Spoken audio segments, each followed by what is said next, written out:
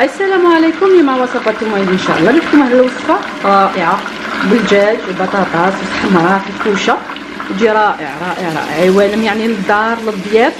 هنا عندي صدر تاع الدجاج قسمته على اثنين، هكذا باش يطيب لي بالخف. ندير عليه بصله بطبيعه الحال الزيت، ندير عليه بصله مقطعه رقيق، اذا نقلب كل شيء مع بعض. نزيد عليهم زيت الصوص تاع الثوم،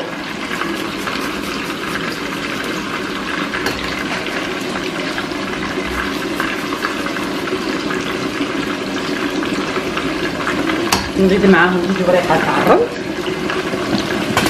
وندير معاهم هنا عندي الزيتون مقطع دوائر فقط. انا الزيتون واش نديرلو نبدلو الماء عده مرات، ما نحبش نغليه هكذا باش ما يروحلناش البنه تاعو وما يروحلناش اللون تاعو. اذا نقلي كلش مع بعض، نقليهم مليح.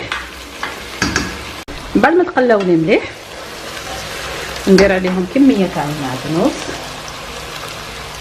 نزيد معاهم مغرفه كبيره تاع طوماطيش مصبره، نزيد شويه بما انه مريقه حمراء. توابل راح ندير فلفل اسود، نديرو شويه تاع الكركم، نعرفوا انه الكركم صحي ماذا بينا يعني ندخلوه في الماكله تاعنا. وبلا ما ننساو الملح، اذا نديرو الملح قيس الدجاج تاعنا. نخلو شويه هذيك الطوماطيش مصبره، دائما طوماطيش مصبره قليها دائما. هذه الفكره نعاودها لكم، هذه الملاحظه قلوها هكذا باش تطلق لنا بنه في لاصوص تاعنا. اليوم راح نديروها صوص حمراء. اذا من بعد نمرق بالماء يكون سخون، بسم الله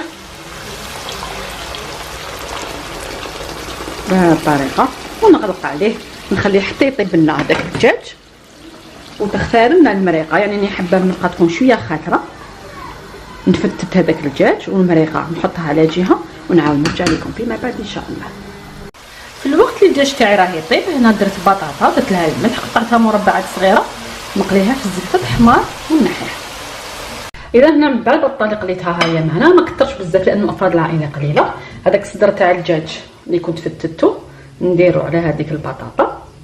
هنا مثلا عندك عرضه وعندك يعني غاشي في الدار، حبيتي ديري هذه الوصفه هذه واش ديري حكمي ان بلاطو يعني يكون مفتوح كبير، كثري بطه مقليه صدر راح يكفيك، والله غير يجي زاكي ويجي رائع. ما فنديرو يعني كي يجي يتياف ويسلكك من الغبينه. يعني نخلطهم مع البطاطا، نفرغ عليهم هذيك لاصوص حمراء هذيك، ماذا بينا تخلوها يعني تخثر لكم مليح.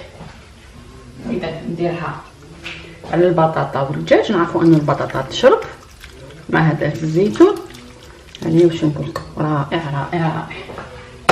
هكذا نبدلو شويه البنه اكتريه، نديرو يعني صوص بيضاء بالدجاج دائما نفس البنه. اليوم قررنا اننا نبدلو، اذا هكذا باش ما يجيناش ناشف. بعد نحكم هذاك الفرماج بورسيون مثلثات نديرو فوق لي غراتان تاعنا، يعني ما نعتبروش غراتان، طاجين نكون نسموه طاجين. بعد ما كملت درت هذاك الفرماج نخلوه على الوجه. هنا عندي 4 بيضات مثلا، في هذا المول راح ندير 4. الا كبرتي المول ديري حتى ل 8، لكن راح يدير لك كميه. اذا ندير شويه تاع الفلفل الاسود، ندير لهم شويه تاع الملح، قيس البيض فقط، وندير لهم شويه تاع المعدنوس ونخلطهم مليح. بسم الله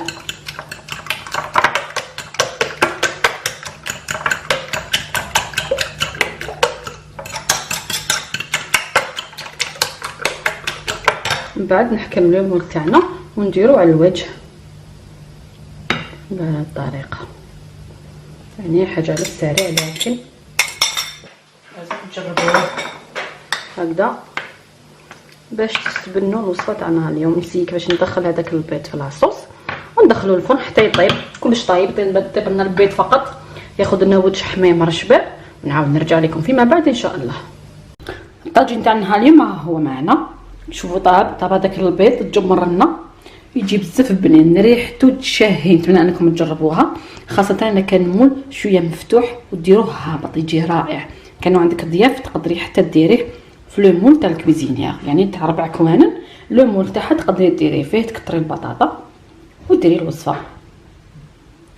جربي الوصفه، والى الملتقى ان شاء الله مع وصفه جديده، والى اللقاء.